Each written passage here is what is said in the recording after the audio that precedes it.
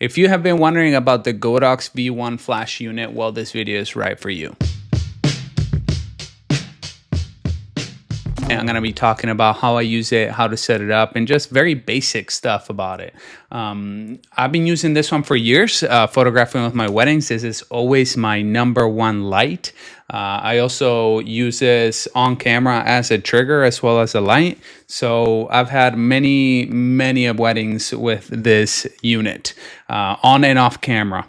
And I absolutely love it. What really initially brought me onto these flashes was the fact that they're rechargeable lithium batteries. That is an absolute game changer for me because you can have extra batteries and swap them out. You don't have to worry about buying triple, AA batteries and all of that and have to lug all those about and charge multiple. It's just one block. And it also feels really cool when you're sliding it on. It feels like you're loading. Oh, that's nice. So anyways, absolutely love this unit. Let's get started. If you see all these little extra things are on it, well, that is the mag mod attachments. I do like to use a mag sphere paired up with this light right here. I do have you see the magnets that are mounted on there. This is the OG version. This is the original. That's how long I've been using this light. And then this little thing that you see that there's tape all over it, that right there is, you can see that little clip. That right there is from Spider Holsters. I have this belt clip right here. So when I'm shooting, I can just slide it on and it'll hang on to my belt. So I can go hands-free and then I can pull that off, and this goes right on your clip. Absolutely love this right here too, because when I'm shooting in room doing details, I want them hands-free and I don't want my camera to be weighing extra because I have this on it. Just take it off the camera, put it on my belt, I do what I gotta do, and then I can pop it back on. Super nice accessory, and I did tape it with gaffing tape, not because it was necessary, but just out of security. I do move around a lot and I use these a lot in heat, so I didn't want the original little clip to come unglued and have the flash fall off. So just as a precaution, I taped it. It's also being held under the rubber of the MagMod magnets. So let's dive in. Super easy on camera using. I never use TTL. I know a lot of people tell you to shoot in TTL, and honestly, if that's how they want to do it, good. I personally, just like you shoot on manual and you choose all your settings, I do the same thing with my flash. I shoot it on manual mode and I choose my output power. It doesn't take long. It's really easy to do. So why would I let my meter figure it out for me when I can just accurately choose the output that I want? Here, when you see, this is manual mode. So you can see that's the flash unit in manual mode. 256 is the lowest output power that this flash will go to right here, which is actually pretty low. You see that it's on manual mode right here.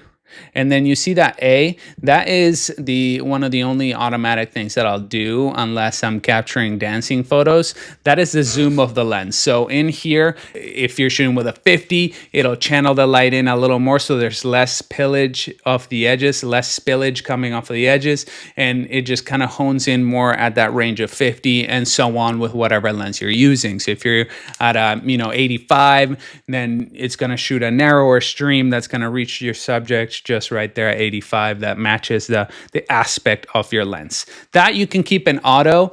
The one time I will change it, so you see the wheel right there, you can actually hit zoom, you hit the top and you can spin it, right? If you spin it, you'll see it changing right there. You can put it to like 50 when you're shooting dancing photos on the dance floor to get more of a targeted beam at your subject. And instead of lighting everybody around them, it just focuses it a little bit more. It doesn't focus it as much as if you used like a honeycomb grid on here, but it does a little more than if you have it at 24 or auto. Because when I'm shooting dancing photos, I'm shooting at 24. So if I had it on auto, it would shoot a wider beam. Anyways, most of the time, that's going to stay in auto. And once again, you just click on the top wheel right there. You hit zoom button and then you spin it until it goes back to auto right there. And when you pop it on your camera, it'll communicate with your camera and it'll know what lens it is on. Next thing I'm going to talk about is the output power. So easy way to adjust that is you can hit the plus or minus button right there. When it's on manual mode, boom. And my favorite way to actually adjust the power is just clicking on the wheel. You can click on the top or the bottom of the wheel and it'll jump a whole stop up or down, or a whole output power unit down or up. You can spin it to get, the in-between.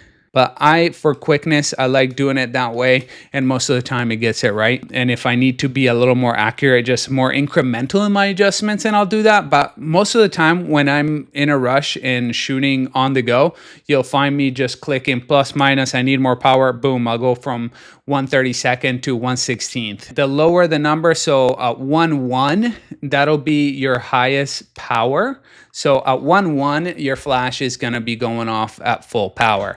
At 1/256, it's going to go at the lowest power. If you do feel like you want to put it on TTL, it's as simple as cycling through with a mode button.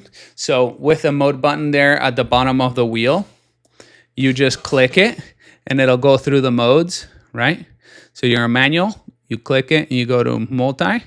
Multi-flashes, where you can set off multiple flashes within one. So if you're doing a longer shutter and you want to do those kind of ghosty looking photos with multiple exposures of the person within the frame, you can use that. If you click the mode again, you'll see ETTL pops up. And right there, same, it's just going to figure out how much output to use when your meter and the camera ranges the subject, and it'll do it automatic for you.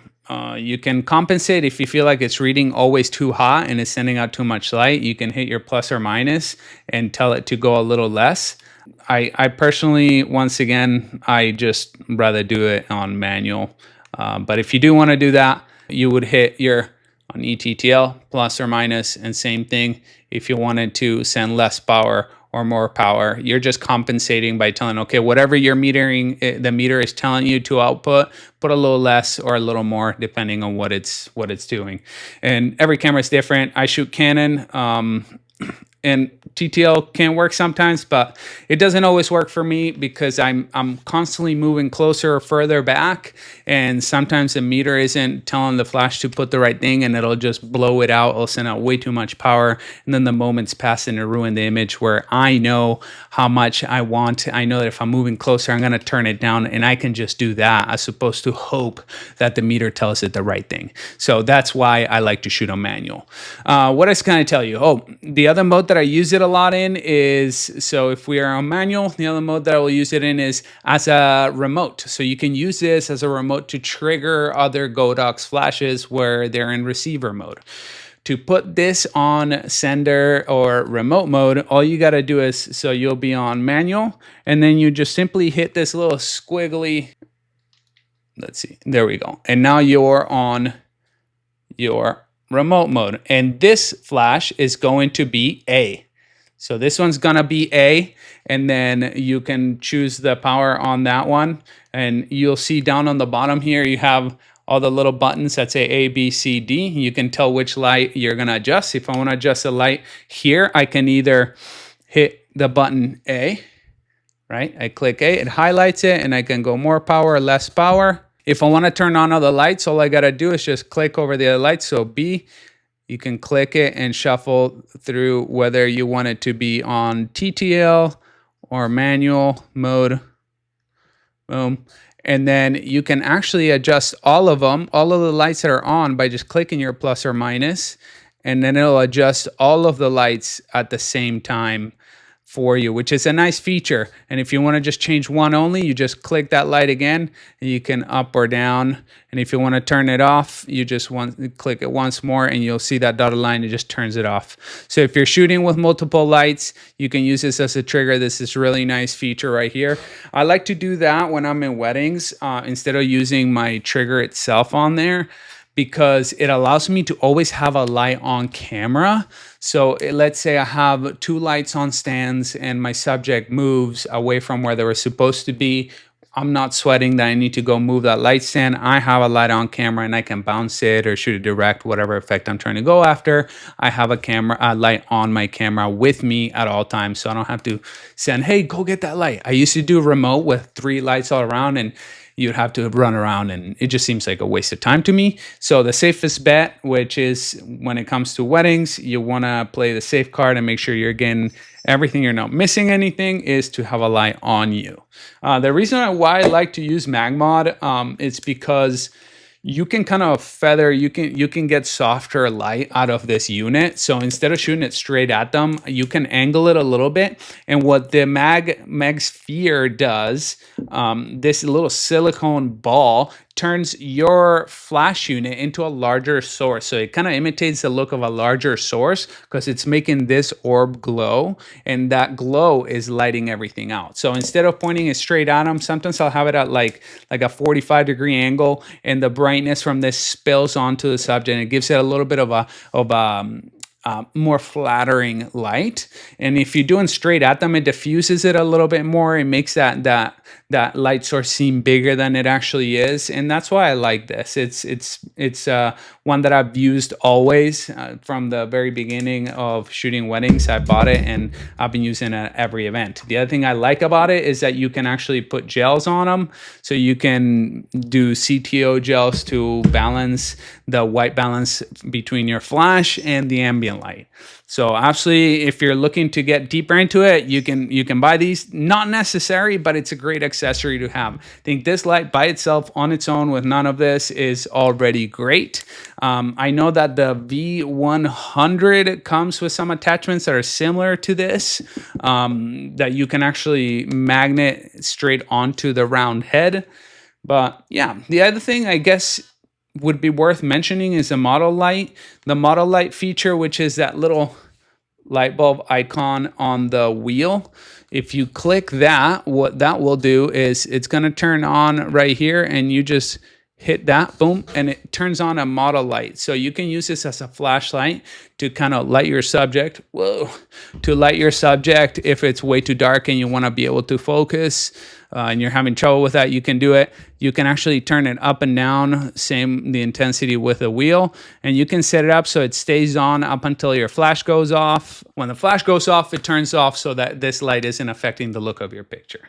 So that's a nice feature to have. So that is my very rudimentary, very basic rundown of the V1.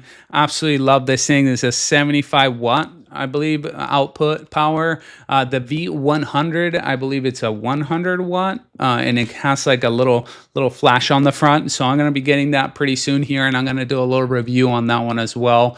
I'm going to be heading to WPPI next week, and I'm excited. I'm going to be putting up a lot of content about all the new pieces of gear, all the new like trinkets that all the industry is coming out with. I'm really, really excited to nerd out on that stuff. I'm really excited to check out the Godox booth, the Spider holster booth, the Canon booth. Just really, really looking forward to look at that. And even MagMod's come out with some new light stands, and I'm excited to check out. So keep up with this stuff, keep shooting, keep learning, keep asking questions, keep being curious. And if there's anything else you want to see, let me know. I'll be happy to make a video about it. I'm out.